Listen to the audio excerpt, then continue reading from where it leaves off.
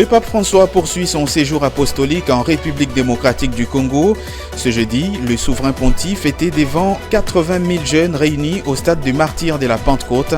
Son message était axé, entre autres, sur la lutte contre la corruption, mais également le pardon. Les détails à suivre dans cette édition du journal. Et puis, la corruption est combattue et est bel et bien en recul en République démocratique du Congo. Selon le dernier classement des Transparency International, le pays de Félix Antoine Tshisekedi a gagné 3 places en 2022. Les détails à suivre également dans ce journal. À suivre également, Emmanuel Macron, le président français, est annoncé en RDC au mois de mars prochain. Dans ce journal, nous ferons un point sur les relations économiques et commerciales entre la RDC et la France. Voilà tout pour les titres. Bienvenue à toutes et à tous dans cette nouvelle livraison d'informations sur votre télévision. Plus de 80 000 jeunes Congolais venus de plusieurs recoins du pays ont répondu présents ce jeudi dans la matinée au stade des Martyrs de Kinshasa en guise de la rencontre avec le pape François. Son discours était axé sur la prière, la communauté, l'honnêteté, le pardon, le service envers les autres et la lutte contre la corruption. Et un discours qui a trouvé en tout cas un écho favorable. C'est un reportage de Jonathan Bakele et Joe Manana. Plus de 80 000 jeunes Congolais venus de plusieurs recoins du pays ont répondu présents au stade de Martyr pour la rencontre avec le pape François. Ambiance bon enfant, dans les gradins remplis par des jeunes, vêtus en majorité des t-shirts blancs à l'effigie du souverain pontife. Plusieurs hautes personnalités du pays ont pris part à cette grande rencontre papale. En Nantes, les premiers ministres Samuel Okondé, les ministres de la communication et médias Patrick Mouyaya, les commissaires provinciaux de la ville-province de Kinshasa, Sylvano Kassongo, les autorités catholiques et tant d'autres. C'est à 9h juste que le Saint-Père a fait son entrée au stade de Martyr à bord de sa papa mobile, accompagné du cardinal Fridolin Mbongo, sous des cantiques à la gloire des dieux. Il a ensuite fait la ronde du stade, en guise de salutation de l'assistance venue à sa rencontre. À 9h35, c'est le début du discours du Saint-Père à l'intention de la jeunesse congolaise. Il a invité les jeunes à être acteurs de l'avenir de leur pays en prenant garde aux réseaux sociaux et en s'opposant à la corruption. Sapete che ci ricorda questo dito che è il più alto?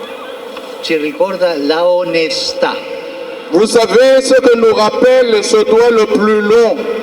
Il nous rappelle l'honnêteté. Honnêteté et le contraire, c'est la corruption. Quelquefois, on entend dire, mais c'est une personne honnête. Mais après, on voit qu'il est corrompu. Dans ces cas, les choses ne vont pas bien. Il y a des gens braves, intelligents, mais corrompus. Pas corruzione. Pas de corruption. Pas de corruzione. Tutti insieme diciamo pas de corruzione. Tous ensemble disons pas de corruption. Dans son discours, il demande aux jeunes de cultiver l'amour et la paix. Ma si pensate, l'annulaire est aussi le doigt le plus faible, celui qui a le plus de mal à se lever. Il nous rappelle que les grands objectifs de la vie, l'amour avant tout, passe par des fragilités, des efforts et des difficultés. Mais dans nos fragilités, dans les crises, quelle est la force qui nous fait avancer? Le pardon. Le pardon.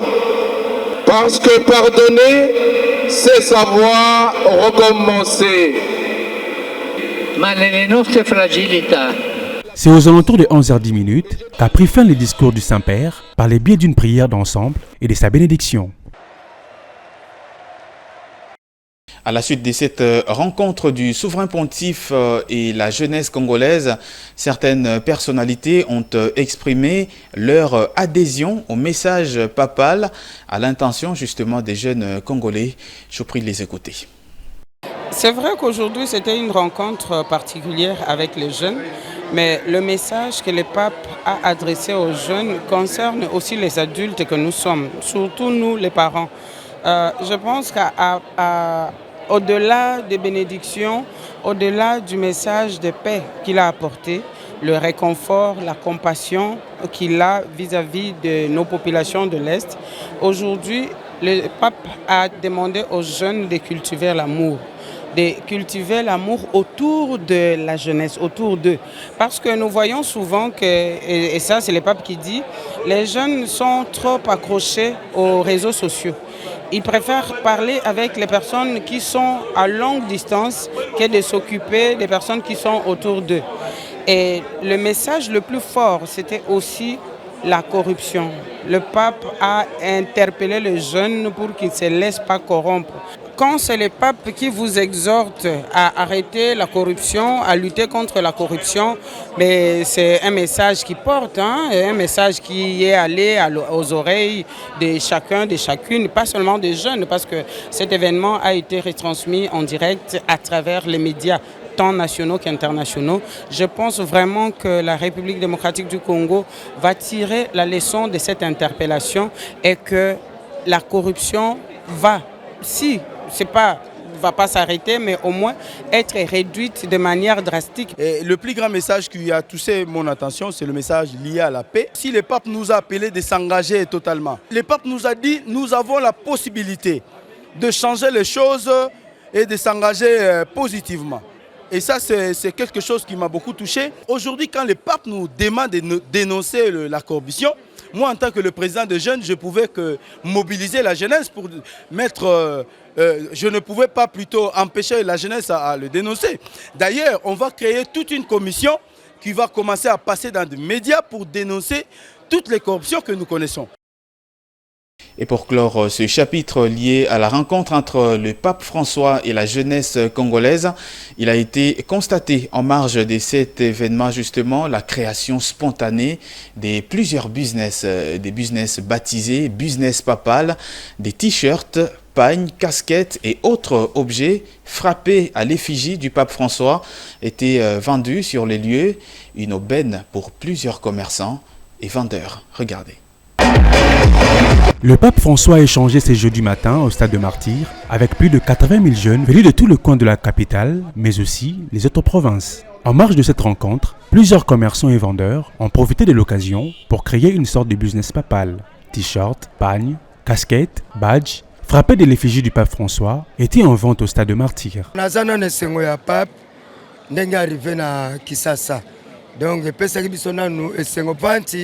Premier jour les aki malili lobby na zigda to teka kitoko na ndolo lelope atuka calme na oteka mi balé 500 dérangement sanga tepo balinga iteto sala atrouper mais to solo li batindi ki biso na ngam.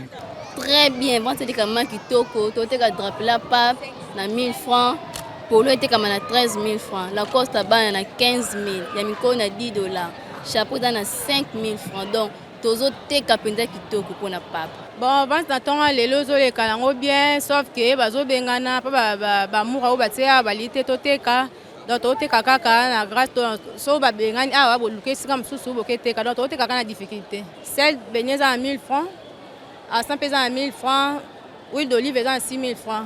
Le séjour du souverain pontife arrive progressivement à son terme. Il quittera le sol congolais, c'est vendredi 3 février et poursuivra sa tournée africaine au Soudan du Sud. Et à la veille de sa rencontre avec les jeunes Congolais au stade des Martyrs, le pape François a rencontré 4 délégations des victimes des violences sévissant dans la partie est de la RDC, à cause notamment de la guerre économique imposée à la RDC par certains de ses pays voisins. À la nonciature apostolique de Kinshasa, c'était la 3e étape de son 40e voyage apostolique. Tony Antoine Dibendila. À la nonciature et principalement au salon de la représentation pontificale, après un chant en swahili et la projection d'une vidéo, 4 victimes d'exactions ont témoigné devant le Saint-Père qui étaient à l'écoute. Elles sont originaires des villes de la partie est de la République démocratique du Congo. Butembo, Beni, Goma, Bunia, Bukavu et Uvira, chacune appartenant aux 3 provinces orientales qui sont les Sud Kivu, le Nord Kivu et l'Ituri. Un moment intense où les victimes ont entrepris la démarche de déposer au pied de la croix un objet lié à son bourreau, signe du calvaire vécu et début d'un processus douloureux de guérison. Les témoignages ont été terrifiants. Très simple. Mon père, lui, a été tué à ma présence à Tingwe vers Kikum, territoire de Beni par l'homme à pantalon, training et chemise militaire. J'ai suivi comment ils l'ont découpé à morceaux, puis sa tête trachée a été pétée dans une marmite. J'ai lu les textes de Bijou Mukumbi Kama, ici présent à côté de moi, qui ne lit pas bien le français. J'ai 17 ans. Je viens de Walikale. Un jour, nous allions puiser de l'eau à la rivière. C'était à Mousseng, dans un des villages du territoire de Walikale. C'était en 2020. En route, nous avions rencontré des rebelles. Ils nous ont amenés dans la forêt. Chacun des rebelles s'est choisi la fille qu'il voulait. Moi, c'est le commandant qui m'a désiré. Il m'a violé comme un animal. Il me violait plusieurs fois par jour, comme il voulait pendant plusieurs heures. Et cela a duré 1 an et 7 mois.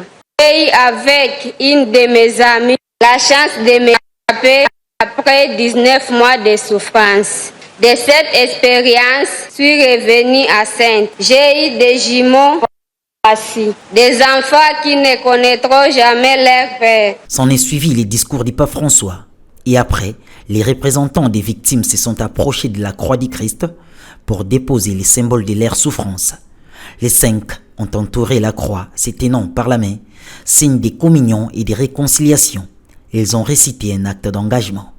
Le pape François a conclu le moment par une bénédiction.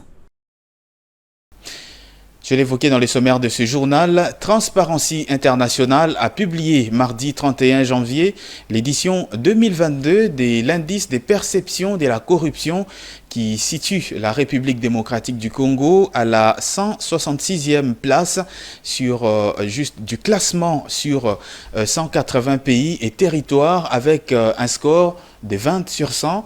Soit à plus des 3 places gagnées par rapport à 2021 où le pays était 169e avec un score de 19 sur 100, ce qui représente une progression et un recul considérable de la corruption. Regardez.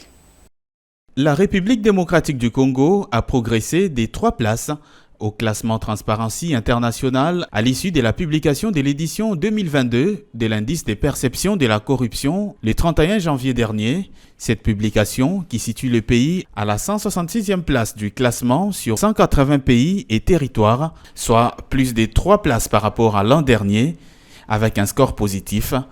La RDC poursuit sa progression et démontre par ce score le recul de la corruption. Depuis plusieurs mois, la République démocratique du Congo s'est dotée d'une stratégie nationale de lutte contre la corruption dont l'objectif global est de renforcer l'intégrité et faire reculer la corruption d'au moins 60% à l'horizon 2022-2026 et qui s'articule sur 3 axes stratégiques, à savoir la détection, la prévention et la répression. Cet indice des perceptions de la corruption 2022 vient conforter l'Agence des préventions et des luttes contre la corruption, APLC en sigle, la cellule nationale des renseignements financiers, CENAREF en sigle, mais surtout l'énorme travail abattu au quotidien par l'Inspection générale des finances dans la lutte contre la prédation des finances publiques. La position de la République démocratique du Congo sur les classements IPC 2022 revient à dire que le pays de Félix-Antoine Tshisekedi doit encore renforcer sa capacité de lutte contre la corruption, ce fléau qui gangrène et freine le développement du pays. Le président français Emmanuel Macron est attendu à Kinshasa au mois de mars de cette année, une visite qui s'inscrit dans les cadres de sa tournée africaine en rapport avec le premier sommet sur la forêt qui se tiendra à Libreville au Gabon. Ainsi, qu'en est-il justement des relations économiques et commerciales entre la République démocratique du Congo et la France? Juvette Melou nous en parle. Le temps est venu de lancer un dialogue politique national. Annoncé au mois de mars de cette année, l'arrivée du président français en République démocratique du Congo va constituer la dernière étape de sa tournée africaine. Ce, dans le cadre du premier sommet forêt prévu à Libreville au Gabon. Quant aux relations économiques entre les deux pays, concernant la balance commerciale bilatérale, elle est favorable à la France. Selon les Quai d'Orsay, après plusieurs années de baisse, les exportations françaises ont augmenté en 2019 avec un montant de 132 millions d'euros et de 142 millions d'euros en 2020. Les importations françaises venues de la RDC ont fortement progressé ces dernières années avec une somme de plus de 72 millions d'euros en 2019 et 58 millions d'euros en 2020 contre 14 millions d'euros en moyenne sur la période de 2012 à 2017. Signalant par ailleurs que la présence des entreprises françaises est très limitée. Elles sont moins de 30 en RDC. Mais quelques groupes français ont une position importante dans quelques secteurs. Il s'agit notamment de Total, Orange et Castel. Au cours de sa visite en République démocratique du Congo, Emmanuel Macron va échanger avec son homologue Félix Tshisekedi. Des rencontres avec la société civile et les membres de l'opposition congolaise seraient également prévues. La situation sécuritaire dans la partie est du pays sera sans doute évoquée. Dans le secteur des mines, selon la cellule technique des coordinations et planification minière du ministère des Mines, la production du diamant en République démocratique du Congo a connu une baisse de l'ordre de 20,94% en 2022. Cette production est partie des 12,9 millions de carats au deuxième semestre 2021 pour chuter à 10,2 millions de carats à la même période en 2022, soit un écart de 2,7 millions de carats. Regardez. À en croire les données du ministère des Mines et de la cellule technique des coordinations et planification minière, au cours de l'exercice 2022, la République démocratique du Congo a produit un volume total de 10 268 092,76 carats de diamants. Dans cette production, 65% reviennent à l'exploitation artisanale, 34,85% à l'exploitation industrielle. L'exploitation semi-industrielle vient en dernière position avec 0,06% des productions. L'essentiel de la production artisanale du pays est assuré par la province du Kasaï oriental avec 93,31% des productions, suivi des provinces du Kasaï, Kasaï central, Kwango, Chopo, Sankuru, Kwilu, Ituri, la province de Lomami, le Congo central, le Bazuélé et la province du Sud Kivu.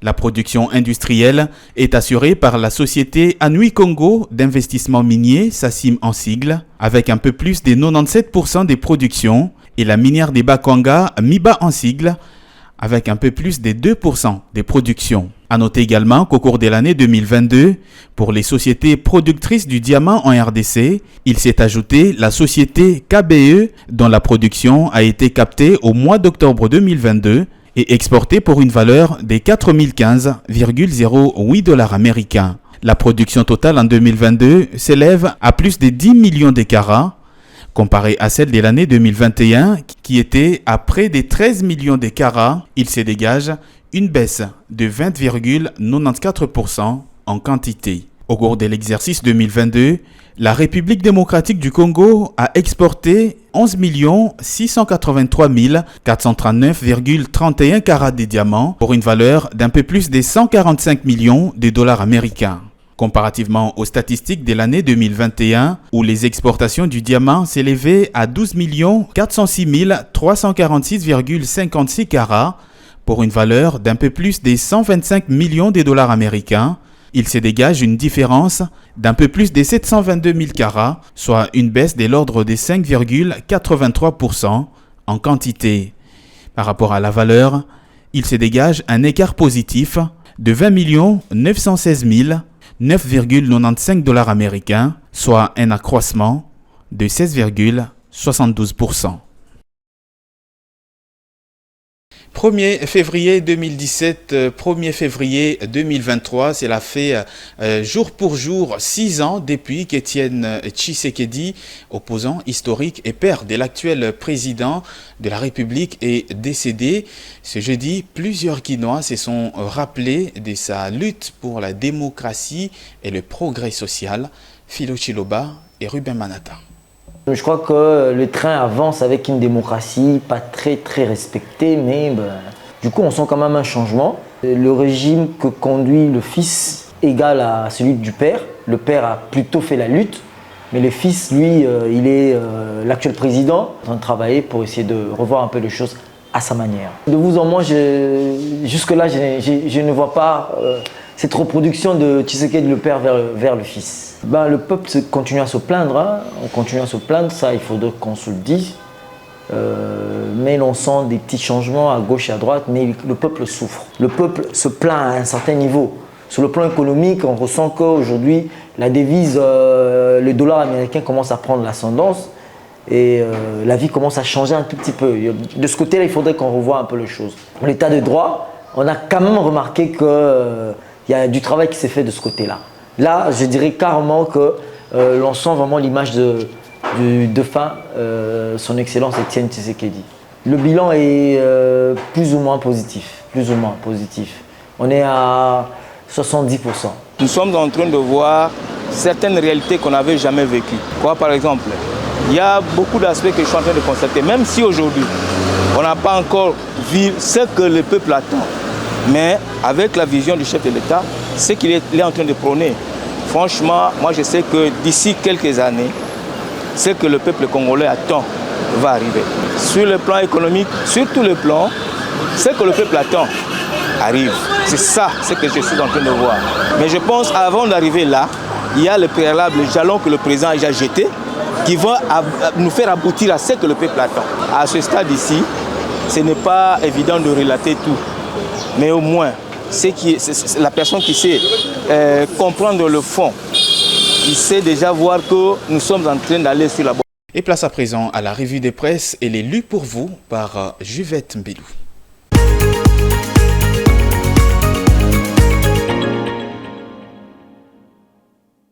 Bienvenue dans cette revue de presse économique.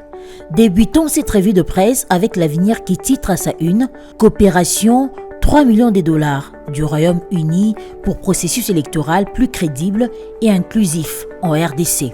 Dans une note d'information parvenue à l'Avenir, le Royaume-Uni a annoncé un financement de 3 millions de dollars américains pour fournir une assistance technique et des formations afin de soutenir un processus électoral plus crédible et inclusif en République démocratique du Congo.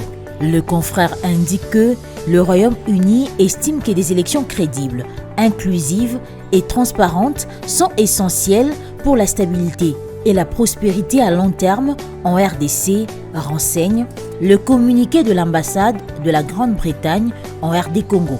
Le journal renseigne que, pour cet important pays partenaire de la RDC, ces élections sont l'occasion de renforcer les processus démocratiques et les institutions au Congo.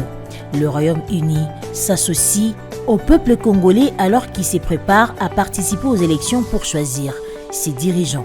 La source souligne que cette assistance électorale fournie par le biais du Centre Carter soutiendra une mission nationale d'observation des élections présidentielles et législatives de la RDC par l'ECC, Église du Christ au Congo, et la SYNCO, la Conférence épiscopale nationale du Congo, et favorisera une plus grande participation des femmes et des jeunes.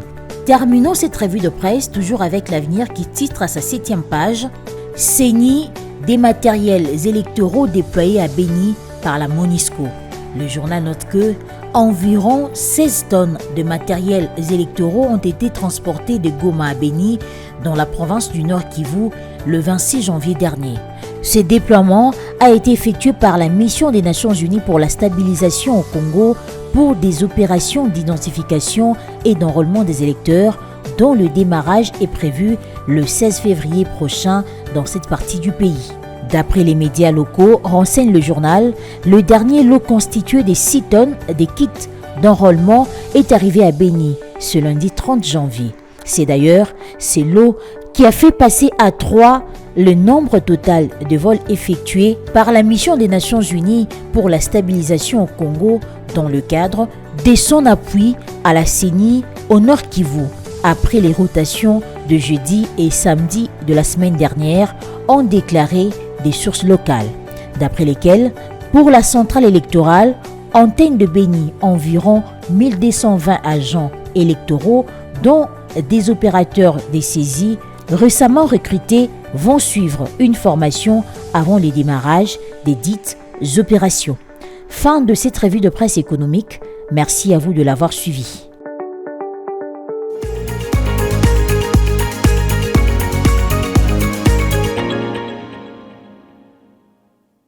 Voici tout de suite le rappel des titres de cette édition du journal.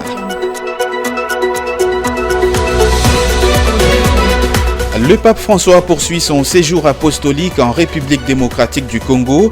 Ce jeudi, le souverain pontife était devant 80 000 jeunes réunis au stade des Martyrs de la Pentecôte. Son message était axé, entre autres, sur le pardon et la lutte contre la corruption. La corruption, justement, est combattue et est bel et bien en recul en République démocratique du Congo. Selon le dernier classement des Transparency International, le pays de Félix-Antoine Tshisekedi a gagné 3 places en 2022. Et puis Emmanuel Macron, président de la République de France, est annoncé en RDC au mois de mars prochain. Dans ce journal, nous avons fait un point sur les relations économiques et commerciales entre la RDC et la France.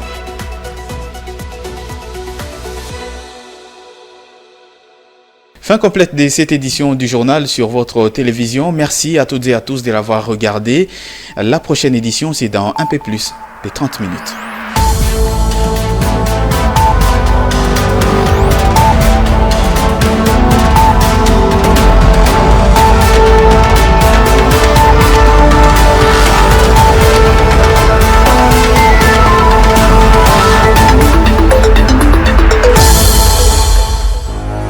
Dans une sphère médiatique, essentiellement tournée vers des contenus généralistes, où l'originalité n'a plus sa place au chapitre, où le secteur de l'économie et finance, pourtant poumon d'un État, sombre dans les oubliettes, voici enfin Ecofin Télévision.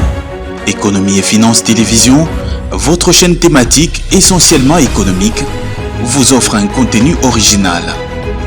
Nous traitons des questions monétaires, commerciales, énergétiques, minières, pétrolières et environnementales. Notre créneau, vous proposer des informations, des analyses, des perspectives et prévisions économiques. Ecofin Télévision vous permet également de comprendre la coopération entre les États et les institutions, sans oublier l'épineuse question de la dette. Ecofin Télévision, tout savoir sur les investissements, les échanges commerciaux, la balance commerciale et la balance des paiements, le taux d'échange, l'état des lieux de la lutte contre les détournements des finances publiques, la coopération bilatérale ou multilatérale. Ecofin Télévision vous explique comment l'économie nationale est directement liée à l'économie mondiale. Notre particularité fait notre originalité. C'est pourquoi nous disons Ecofin Télévision, mieux que savoir sur l'économie et finances, comprendre.